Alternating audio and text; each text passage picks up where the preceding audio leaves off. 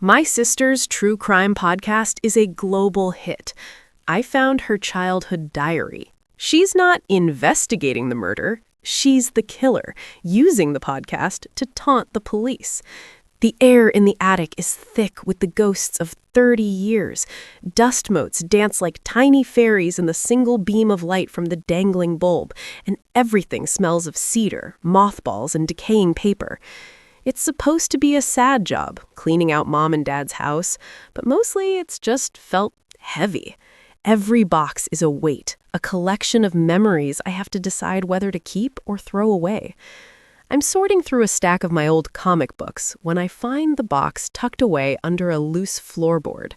It's a shoebox wrapped in faded unicorn paper with Clara's Treasures written on top in her perfect loopy cursive. A smile touches my lips. Of course Clara had a secret treasure box. She was always a girl of secrets and quiet corners. I expect to find sea glass or a lock of hair from her first crush, maybe some notes passed in class. Instead, sitting right on top of a bundle of dried flowers is a small, pink diary. It has a little gold-colored lock, but the clasp is broken, bent back as if it was pried open a long time ago. I feel a small pang of guilt, a spectral echo of the little brother I was, always told to stay out of her room. But I'm not a little boy anymore, and she's Clara, host of The Sparrow's Song, the podcast that's consistently in the top 10 charts worldwide. People see her as this beacon of justice, this empathetic voice for the voiceless. I just see my sister. I figure a little trip down memory lane, reading about her childhood dramas, couldn't hurt. The first few pages are exactly what you'd expect. Cliques at school, frustration with her frizzy hair, a detailed drawing of a boy named Mark with love hearts all around his head. It's innocent. It's sweet. It's the girl I remember. I'm about to put it back, feeling like I've seen enough, when a page catches my eye. The handwriting is different, less bubbly, more severe. She must have been about 10. It's an entry about a sparrow that had fallen from its nest in our backyard. I remember that. Mom had us make a little bed for it in a shoebox with cotton balls. We were all so worried about it. Her entry isn't worried. It's clinical. The bird makes noise all the time. Chirp, chirp, chirp. It wants its mother, but its mother is gone. Its bones like tiny needles. I touched its wing. It's so soft. I don't think it should make so much noise. It's better if things are quiet. The next day's entry is shorter. Just one sentence. I helped the bird be quiet today. Now the backyard is peaceful again. A cold dread, heavy and metallic, begins to pool in my stomach. It was just a bird. Kids do weird, cruel things sometimes without understanding them. I try to tell myself that, flipping forward through the pages, my heart starting to thud against my ribs. The entries become more sporadic as she gets older. The subjects change from birds to neighborhood pets. Mrs. Gable's cat that ran away and never came back. The Hendersons' beagle that supposedly ate poison. Each disappearance is followed by a short, detached entry in the diary. Notes on their behavior.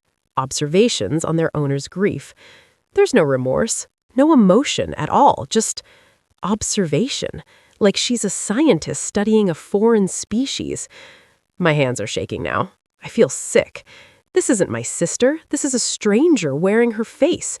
A monster hiding in the shell of the girl I built sandcastles with. Then I find it. An entry from 10 years ago. She was in college. I was a freshman in high school. The name on the page makes the air leave my lungs in a rush. Ethan Hayes. He was a student at her university who vanished one night. His case was the explosive premiere of her podcast 2 years ago. It's what made her famous. The police never found a body, just his car abandoned by the old quarry lake. In her podcast, Clara speaks about it with such sorrow, her voice cracking as she talks about the unbearable silence of a life cut short. She speculates, along with the police, that he must have run away or met with foul play far from home. But in the diary, the story is different. E.H. talks too much, the entry begins. He thinks because I smile at him, he has a right to my time. He has a right to my space. He followed me from the library last night. He likes to talk about all the things he's going to do, the person he's going to be. He uses his hands too much when he talks. He left a scratch on my arm. He won't do that again. I flipped the page, my breath hitched in my throat. The next entry is dated 2 days later, the day Ethan Hayes was officially reported missing. The quarry is so deep and cold, it swallows everything. It makes everything quiet. He had a blue marble in his pocket, a single, perfect, glass-swirled blue. I kept it. I wonder if anyone will ever look for a blue marble. My blood turns to ice. In episode 3 of her podcast, Clara had brought on a detective. I remember the exact line, her voice so full of thoughtful curiosity. But what about the personal effects, she had asked. What's the one small thing, the insignificant detail that we might be missing, the key that unlocks it all? She was taunting them. She was telling them, and she was holding the key the entire time. I slammed the diary shut, the brittle pages making a dry, cracking sound in the suffocating silence of the attic. My own gasp for air was loud, ragged. The single bulb above me seemed to hum with a new, malevolent energy, casting long, distorted shadows that writhed in the corners of my vision. The smell of cedar and mothballs was suddenly cloying, the scent of a tomb. The dust motes weren't fairies anymore, they were ash. I shoved the book back into the unicorn-wrapped shoebox as if it were radioactive, my fingers fumbling, clumsy with a terror so profound it felt like my bones were vibrating. I had to get out. I had to get away from the words on those pages, away from the ghost of the 10-year-old girl who learned how to make things quiet.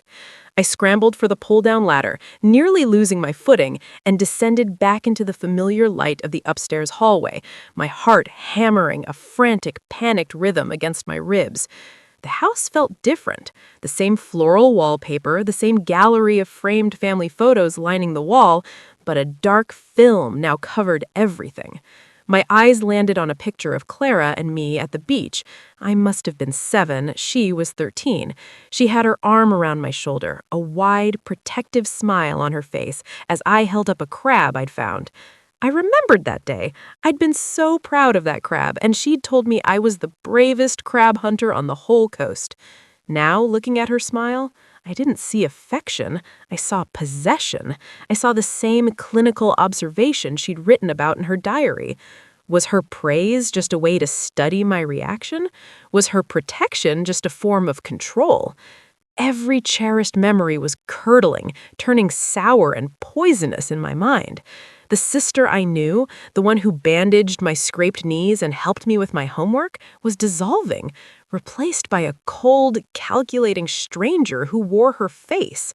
I stumbled into the kitchen, the linoleum cold against my socked feet. I needed to do something normal, something real. I reached for a glass from the cupboard, but my hand was shaking so violently that my fingers knocked it against another, creating a sharp, discordant chime that made me flinch. I left the glass and gripped the edge of the counter, my knuckles white. Her podcast. I thought about the sound of her voice, that smooth, calming cadence that millions of people trusted. I thought about her interviews with grieving families, the way she'd nod, her expression a perfect mask of empathy, as they wept.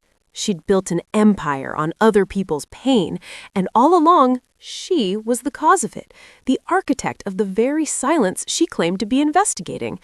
And I'd been her biggest supporter. I'd shared her episodes, I'd told my friends how proud I was. The thought made a hot wave of nausea roll through me. The blue marble. The thought surfaced through the fog of my panic, sharp and clear. The diary could be dismissed. It could be fantasy, a disturbed child's dark imagination bleeding into her teenage years. But the marble was real. It was a piece of him, a trophy. Where would she keep something like that? My mind flew to her childhood bedroom just down the hall. It was a time capsule, perfectly preserved by our parents, a shrine to the daughter they adored. She was always so meticulous, so organized. Everything had its place. If she kept a trophy, it wouldn't be tossed in a drawer. It would be somewhere deliberate, somewhere special. A new kind of dread, cold and purposeful, began to replace the frantic terror. I had to know. I had to see it. I had to hold the proof in my hand to make this nightmare undeniably real. Her room was exactly as I remembered it. Pale pink walls, a white canopy bed, shelves lined with books and academic awards. It was the room of a perfect daughter, a brilliant student. It was a lie. I felt like a trespasser, my every footstep on the plush carpet a desecration. I started my search methodically, my hands moving with a strange detachment. I checked the jewelry box on her dresser, just tangled silver necklaces and costume rings. I looked under the bed, behind the books. Nothing. My heart sank a little. Maybe I was wrong. Maybe it was all just a horrible story. Then I saw it. In the back of her closet, tucked behind a stack of old yearbooks, was a small, dark wood box. It wasn't a childhood keepsake. It was elegant, adult, the kind of thing you'd keep precious heirlooms in. My breath caught in my chest. With trembling fingers, I lifted the lid. The inside was lined with black velvet, a stark contrast to the girlish pink of the room. And resting on that velvet were not just memories, but relics. In the center lay a single, perfect blue marble, its glass swirls catching the light. Beside it, a tarnished silver cufflink with the initial R engraved on it. A small metal dog tag, the name Baxter stamped into it. A single cheap-looking hoop earring. Each item was a ghost. Each one a story she'd twisted and packaged for public consumption. Ethan Hayes wasn't the first. The Henderson's beagle, Baxter, and the others? Who did the cufflink belong to? The earring? The diary hadn't been a confession to a single act.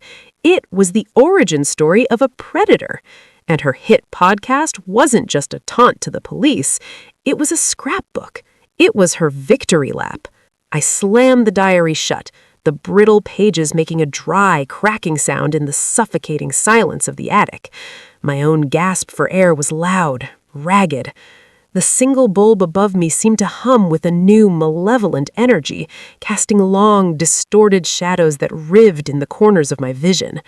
The smell of cedar and mothballs was suddenly cloying, the scent of a tomb.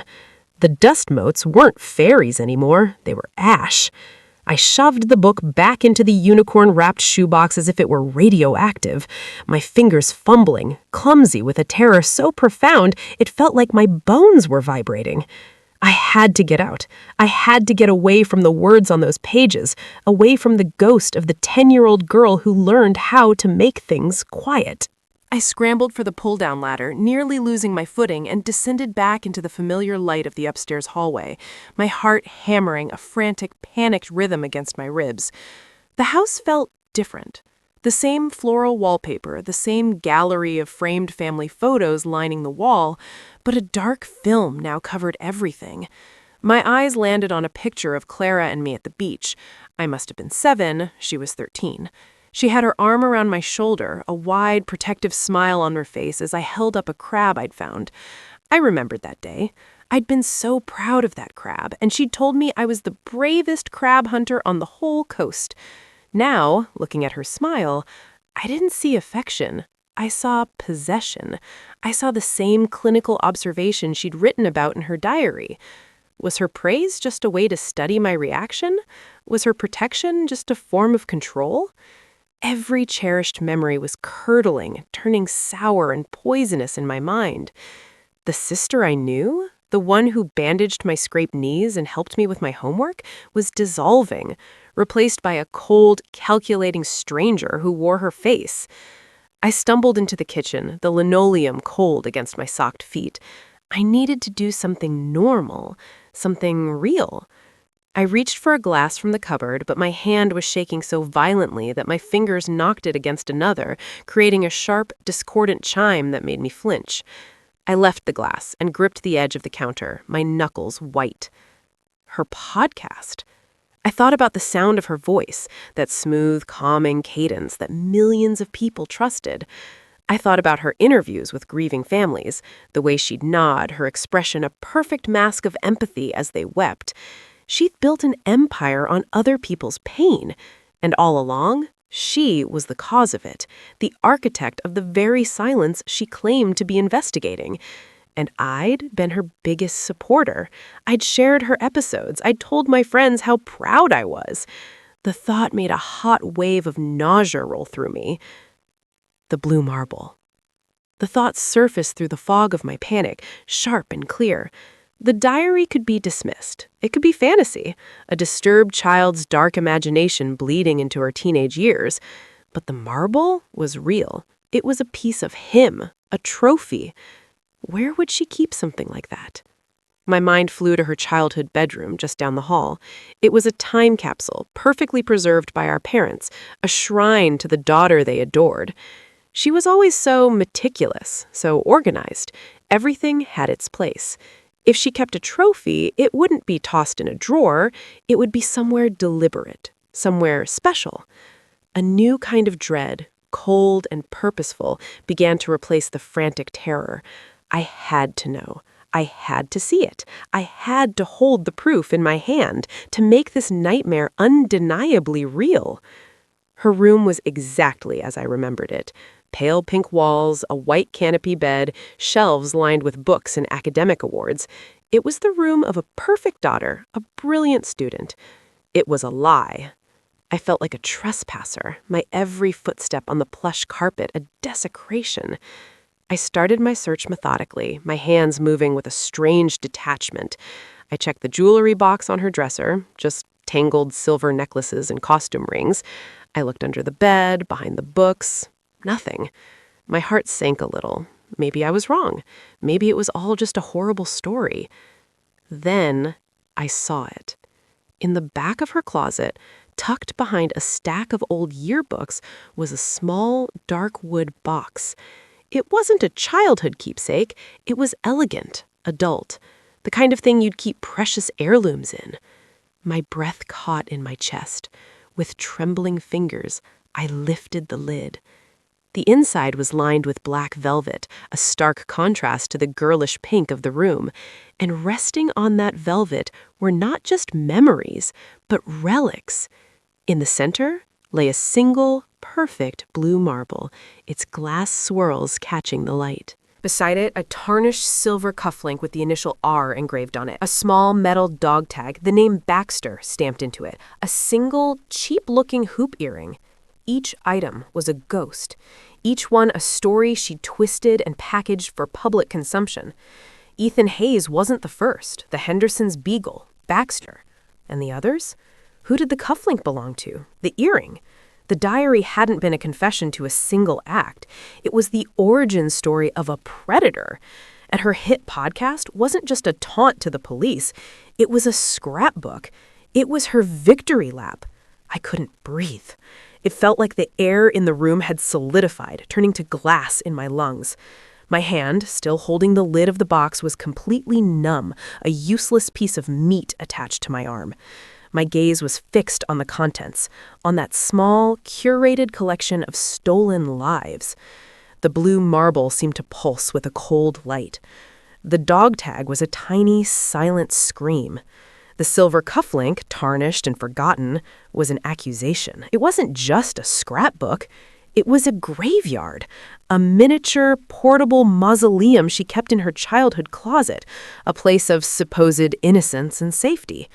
The juxtaposition was so grotesque, so profoundly wrong, that my mind struggled to process it. It was like finding a human finger bone in a box of crayons. My mind started to race, a frantic, desperate attempt to connect the dots. The podcast. I tried to pull up a mental Rolodex of her episodes, of the cases she'd so expertly dissected for her audience. Baxter, the Henderson's beagle, was an early one. The Shadow in the Suburbs. She'd framed it as a dog napping, a cautionary tale about leaving pets unattended. She interviewed the Hendersons. I remembered Mrs. Henderson crying on the recording, talking about how Baxter was like a child to them. Clara's voice had been a soothing balm, full of sympathy. Some people just don't understand that bond, she'd said, her voice dripping with manufactured compassion, all while his tag was tucked away in her closet. The earring, a cheap hoop, I remembered an episode about a missing teenager from a few towns over, a girl who'd vanished after her shift at a local diner. The police report, which Clara read verbatim on the show, mentioned she was last seen wearing jeans, a work t-shirt, and a single silver hoop earring. She'd lost the other one a week before. Then my eyes landed on the cufflink. The initial R stared up at me. My blood went cold. Richard Peterson. It wasn't one of her big, famous episodes. It was a smaller one, a cold case spotlight she'd done about a year ago. A traveling salesman who checked into a motel and was never seen again. His car was found in the parking lot a week later, his wallet and keys still inside. The police suspected foul play, but there were no leads, no witnesses. It was a ghost story. In the episode, Clara interviewed his estranged wife. She'd mentioned, almost as an afterthought, a pair of custom silver cufflinks she'd given him for their anniversary, each engraved with his initial. He was so proud of them. He wore them even with his casual shirts. He'd lost one a few months before he disappeared. He was devastated about it. It was like he'd lost a part of himself, the wife said, her voice thin and reedy. I slammed the lid shut. The click of the latch was like a gunshot in the silent room. I'd listened to that episode. I'd felt a pang of sadness for the lonely salesman and his grieving wife. I'd marveled at my sister's ability to find the humanity in these forgotten tragedies. But she wasn't finding it. She was creating it. She was planting the seeds of these stories and then returning, years later, to harvest the grief. The sheer diabolical patience of it all was staggering. The planning, the foresight, the cold-blooded audacity. The 10-year-old who wrote about silencing a bird had grown up, honing her craft, perfecting her methods, and building a media empire on top of the graves she'd dug. I had to get out. I had to take this to someone. But who? Who would believe me? I could hear the response already. Your sister? The Clara Pierce? You must be mistaken. She helps people. They would think I was jealous, that I was crazy.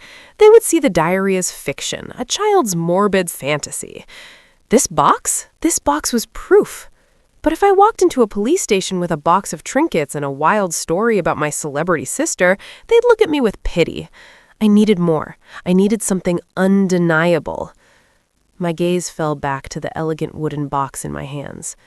With a surge of adrenaline-fueled clarity, I knew what I had to do. I couldn't take the whole box. That was too much, too risky. But one piece to start with. My fingers, still trembling, fumbled with the latch again. I opened it, reached past the marble and the dog tag, and my fingers closed around the cold, solid weight of the silver cufflink, Richard Peterson's cufflink. I slipped it into the pocket of my jeans, the metal pressing cold against my thigh.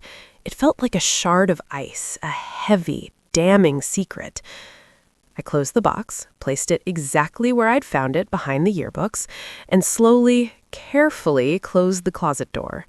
The room was just a room again, pink, pristine, and suffocating. I turned to leave, to get out of the house, to just run, when I heard it.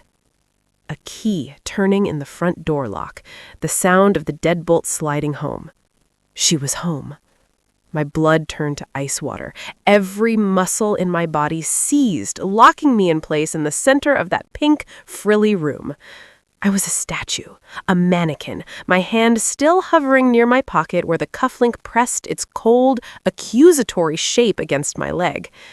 Downstairs, I could hear the familiar sounds of Clara arriving home. The rustle of her coat being shrugged off, the soft thud of her leather tote bag hitting the hardwood floor of the entryway. Sounds that I'd heard 1,000 times before, sounds that had always meant comfort and safety. Now they were a countdown timer. Each mundane noise was a footstep of the monster drawing nearer. My heart was a frantic drum against my ribs, so loud I was sure she could hear it all the way downstairs. I had to move. I had to hide. My eyes darted around the room, a panicked animal searching for cover. The closet was out of the question. It was the scene of the crime. If she came in here for some twisted, nostalgic reason, that's the first place she'd look. The window? We were on the second floor. A jump would mean a broken leg at best. That left one humiliating, classic option. The bed. The four-poster bed with its frilly canopy and dust ruffle that hadn't been touched in years. With a silent, desperate prayer, I dropped to my hands and knees. The boards groaned under my weight, a sound that seemed to echo through the silent house. I froze, listening. Nothing. Just the faint hum of the refrigerator from the kitchen. I slid under the bed, the cheap fabric of the dust ruffle scraping against my back. The world transformed into a landscape of dust bunnies and forgotten socks. It smelled of old wood and stale air. From my new vantage point, I could see the bottom of the bedroom door and a slice of the hallway beyond. I lay perfectly still, trying to control my breathing, trying to will myself into invisibility. Then I heard her voice, a smooth, professional melody that drifted up the stairs. She was on the phone. "No, I completely agree, Mark. The narrative needs a stronger hook in the first 5 minutes. We need to grab them by the throat from the beginning." I squeezed my eyes shut. Mark was her producer. She was talking about her podcast, about grabbing people by the throat. The casual, clinical way she spoke about manufacturing suspense while I was hiding under her bed, clutching a piece of evidence from one of her real-life victims, was a new kind of horror. "Look, the research is solid," she continued, her voice moving, coming closer. She was walking around the ground floor. "I've been digging into some old local history, and I think I found the perfect subject for the next multi-part series. A real ghost story. Forgotten, but with just enough of a paper trail to make it sing." She laughed, a light, airy sound that made the hairs on my arms stand up. "It's all about finding those little details that nobody else noticed, the things people leave behind." The cufflink in my pocket suddenly felt like it was burning, a radioactive secret branding my skin. She wasn't just taunting the police, she was workshopping her murders with her producer, turning her trophies into content. The sheer, unadulterated evil of it was a physical force, pressing down on me, crushing the air from my lungs. Then, the worst possible sound, the creak of the bottom step. My breath hitched. She was coming upstairs. Her footsteps were slow, unhurried. Not the sound of someone coming to search for an intruder, but the sound of someone moving through their own home with absolute confidence. Creak, pause, creak. Each step was a hammer blow against my sanity.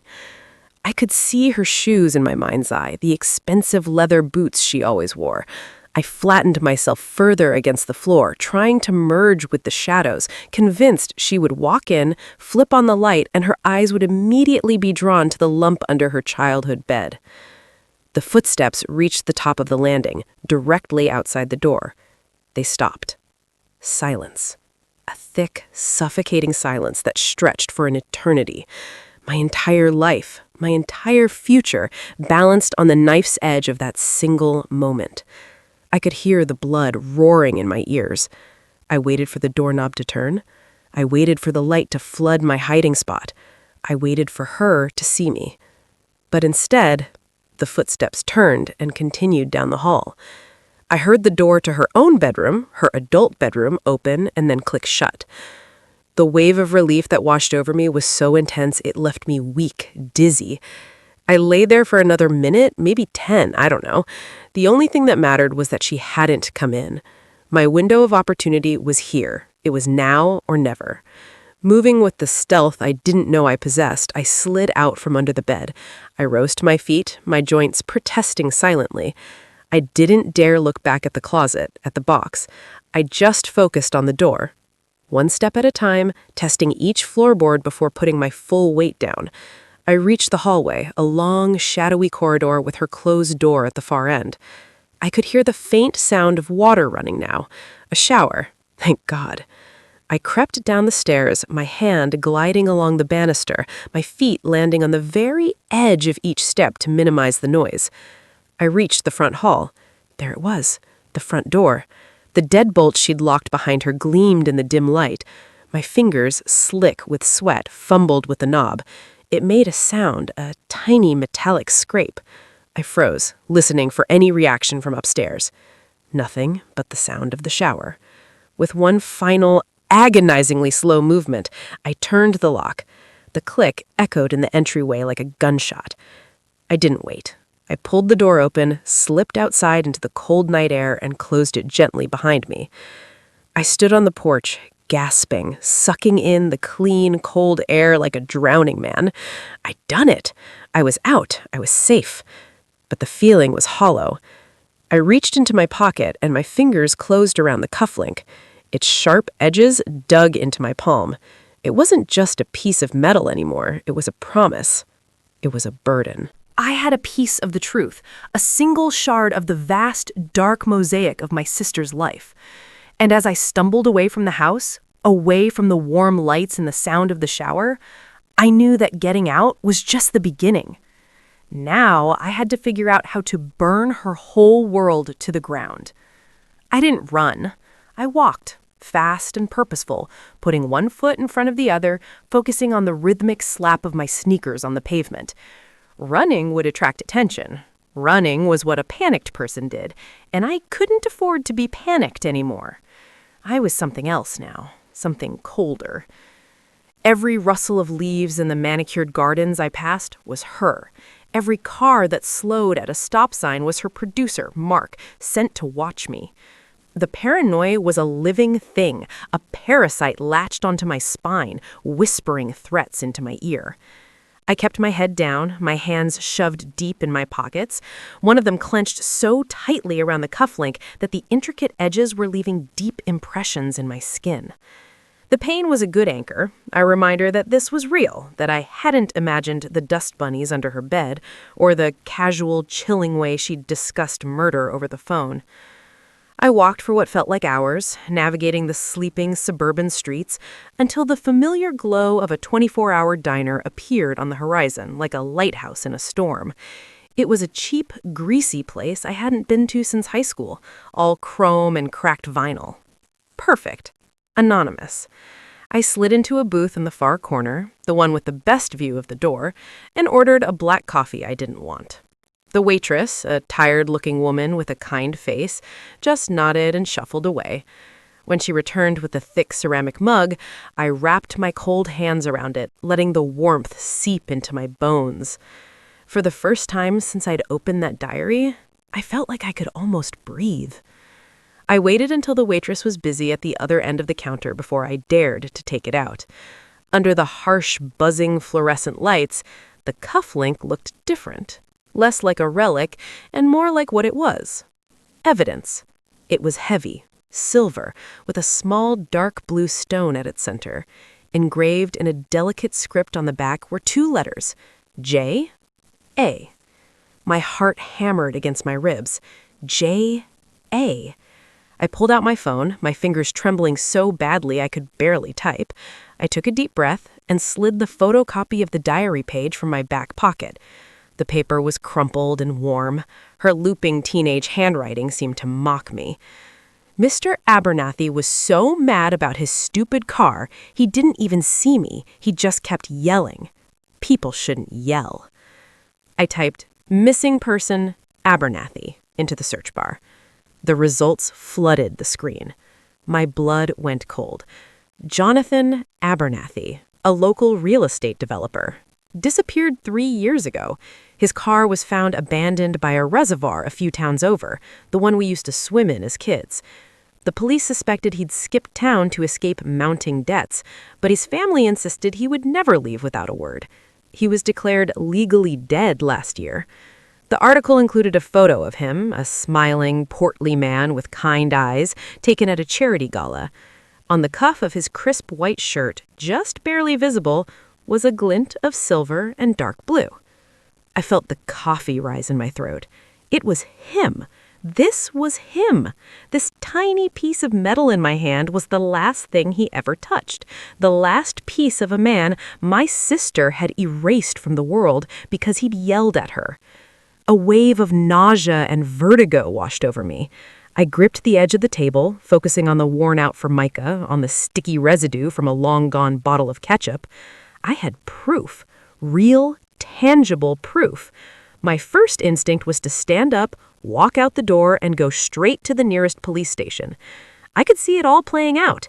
I'd slam the cufflink and the diary page on the desk, my voice shaking with righteous fury. They would have to listen. They would have to believe me. But then my sister's voice echoed in my head, cool and professional. It's all about finding those little details that nobody else noticed. She was a celebrity in the true crime world. She consulted with law enforcement. She had a team of lawyers, a producer, a network. What did I have? A stolen diary page and a piece of jewelry from a box of her childhood keepsakes. She would twist it. She would say I was unstable, that I was jealous of her success. She'd claim I planted it, that I'd fabricated the entire story. She would dismantle my life with the same clinical precision she used to dismantle her victims, and she'd do it with a microphone in her face, turning my takedown into her next award-winning season. I would become just another one of her stories. No, I couldn't go to the police. Not yet. It was exactly what she would expect me to do. She'd have a contingency for it, a story already prepared. Going to them now would be like walking into a trap she'd set years ago. I stared at the cufflink, at the initials J.A., mocking my powerlessness. I had to be smarter. I had to be more like her, ruthless, meticulous. She was arrogant, convinced of her own intellectual superiority. That was the crack in her armor. She believed she was the only one smart enough to see the whole picture, to connect the dots. She didn't know that I had her playbook. I had her diary, and she'd just given me my next clue herself, right there on the phone. I think I found the perfect subject for the next multi-part series, a real ghost story. She wasn't just planning a podcast, she was planning her next murder. And if I could figure out what that ghost story was, if I could get there before she did, I wouldn't just be reacting to her past, I could stop her future. My coffee was cold. I stared into the murky blackness, the reflection of the tired fluorescent lights wobbling on its surface. The waitress came by and offered a refill, but I just shook my head, my throat too tight to speak. The plan I'd just formed, this insane idea of getting ahead of my sister, felt both brilliant and suicidal. It was a flimsy shield forged in desperation, and I knew it, but it was the only shield I had. I left a $10 bill on the table, more than enough for the coffee, and slid out of the booth. The little bell above the door chimed as I stepped back out into the pre-dawn chill. The world felt different now, sharper. The shadows between the streetlights weren't just empty spaces anymore. They were possibilities, hiding places. I couldn't go home. My apartment would be the first place she'd look if she realized I was gone and not just out for a walk. She probably had a key. Of course she had a key. My car was still parked in her driveway, a beacon of my stupidity. I couldn't go back for it. I walked to the main road, my thumb half-heartedly stuck out until a sleepy-looking trucker took pity on me. I muttered something about a fight with my boyfriend in a town a few exits down the highway. He didn't ask questions, just cranked up a country music station and focused on the road. I watched the manicured streets of my sister's neighborhood dissolve into the dark blur of the interstate. I got off at a stop with a cluster of cheap, nameless motels, the kind with flickering neon signs and prices advertised on a plastic board out front. I paid for a room in cash at the Starlight Inn, a place that looked like it hadn't seen a single star in decades.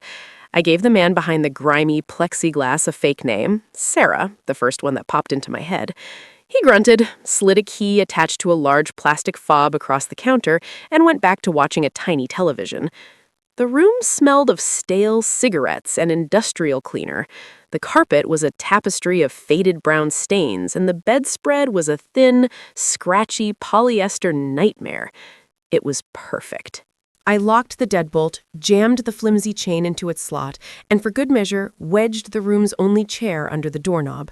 I sank onto the edge of the lumpy mattress, the springs groaning in protest. This was my life now. A grimy motel room, a fake name, and a secret that could get me killed.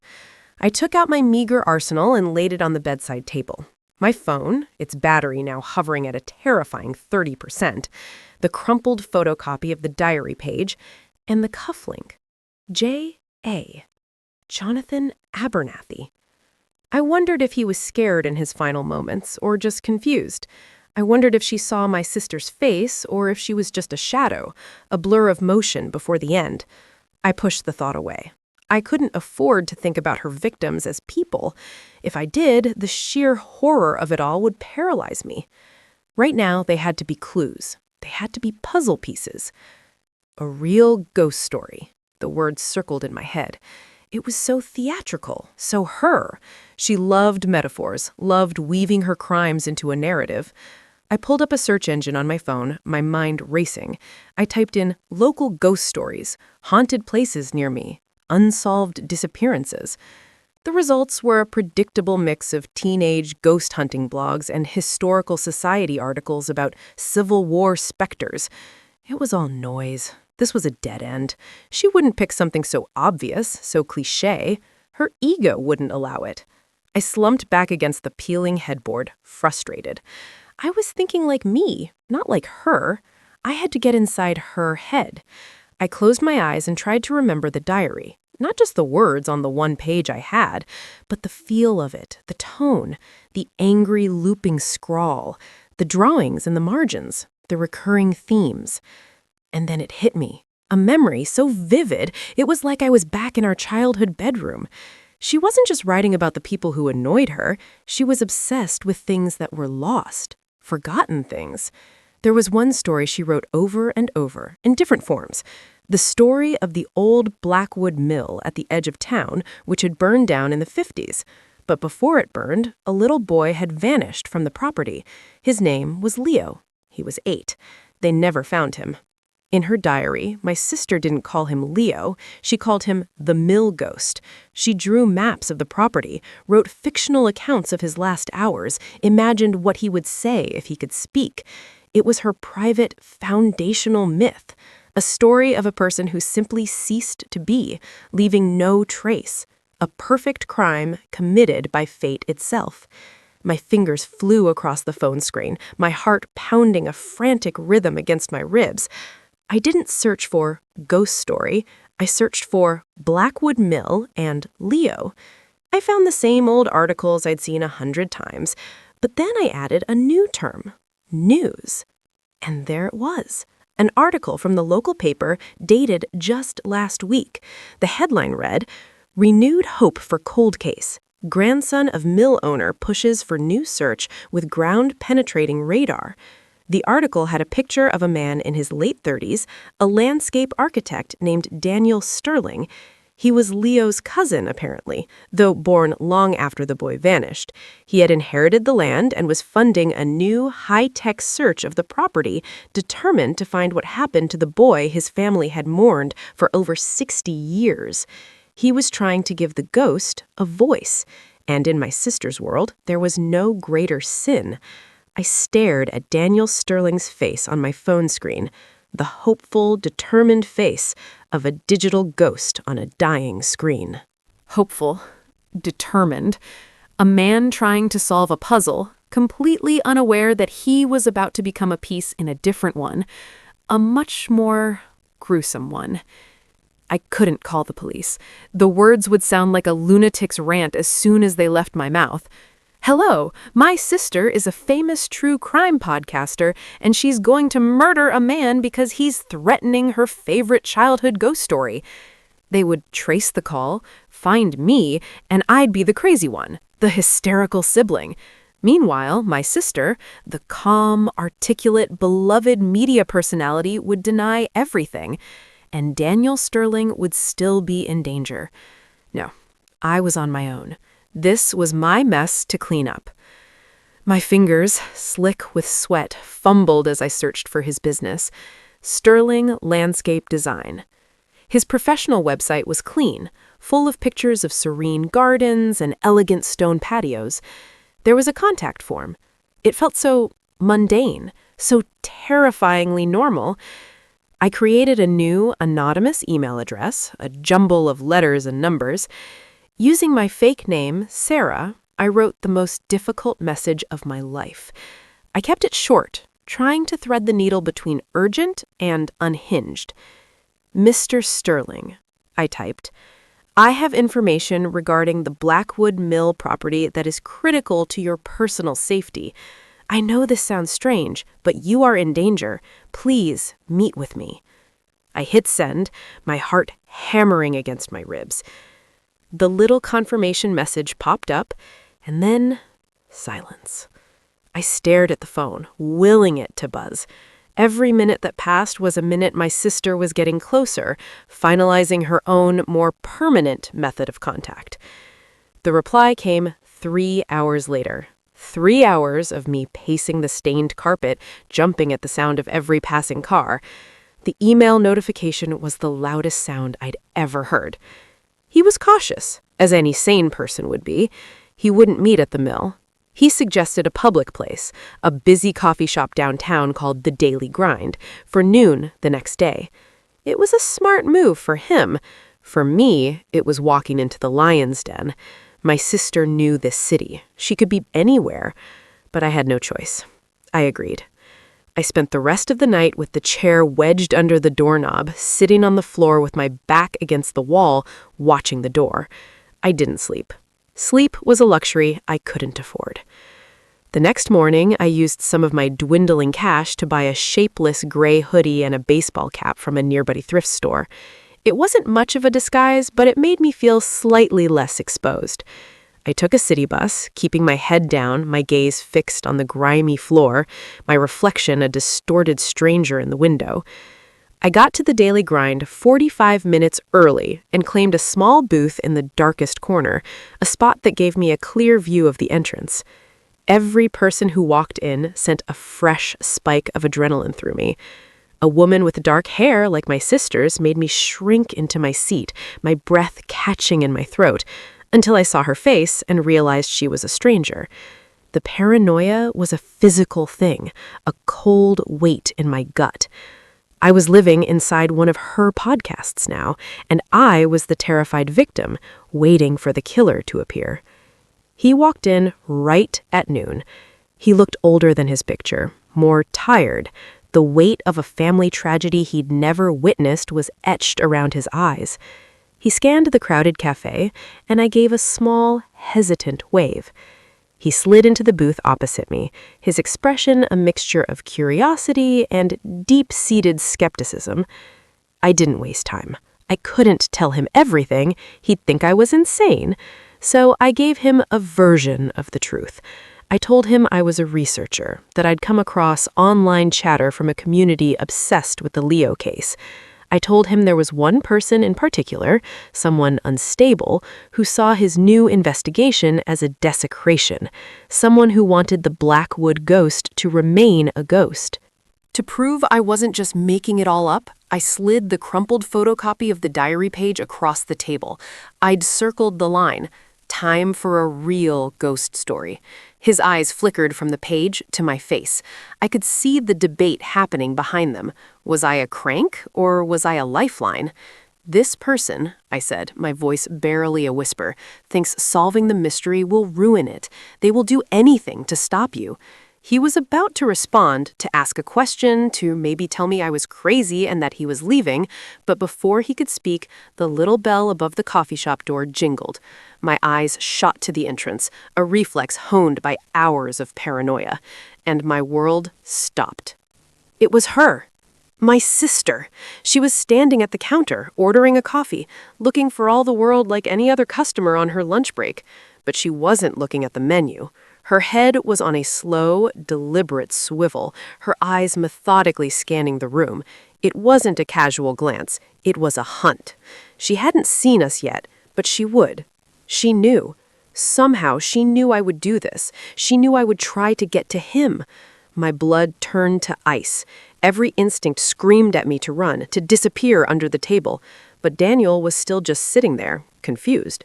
I grabbed his forearm, my grip surprisingly strong. "Don't look," I hissed, my voice a strangled rasp.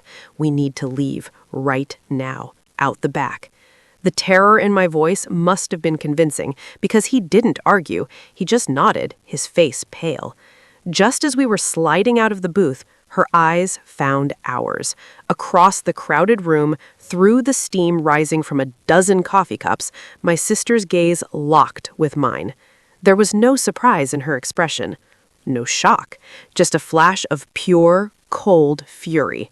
A look that said, "You've ruined my story." The game was over. We practically fell out of the cafe's back door into a narrow, garbage-strewn alleyway. I didn't stop. I grabbed his hand and I ran. Behind us, I heard the coffee shop door slam open. I didn't look back. We sprinted down the alley, bursting out onto a side street, the sounds of traffic, a sudden jarring roar. As we ran, I fumbled for my phone, my thumb jabbing at the screen, and dialed 911. I didn't have time to explain. I just gasped the address of the cafe and the words "woman with a gun," a desperate lie to ensure they would come quickly. We piled into Daniel's car and he sped away from the curb just as the first sirens began to wail in the distance. It's been weeks since that day. The police, acting on Daniel's frantic call and my anonymous tip, got a warrant for my sister's apartment. They found the diary. They found Jonathan Abernathy's cufflink hidden in a jewelry box. They found research on Daniel, on the mill, on untraceable poisons.